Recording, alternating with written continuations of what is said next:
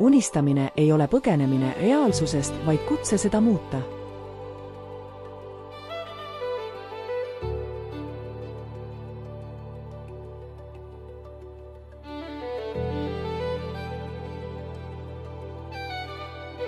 Iga unistus algab vaiksest hetkest.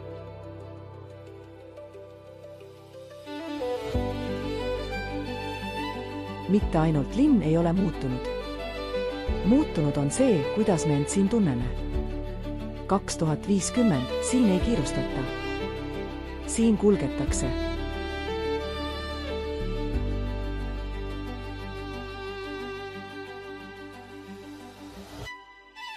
Tervis on tuleviku fookus.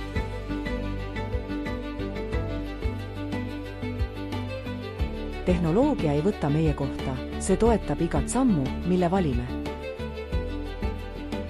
Laste loovus on tulevik, mida ükski masin ei asenda.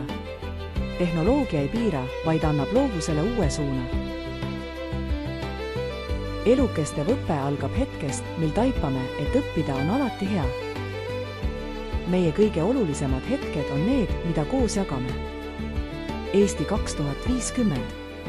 See on 2025. aastal eestimaalaste unistusest sündinud lugu. Loome koos oma tulevikku.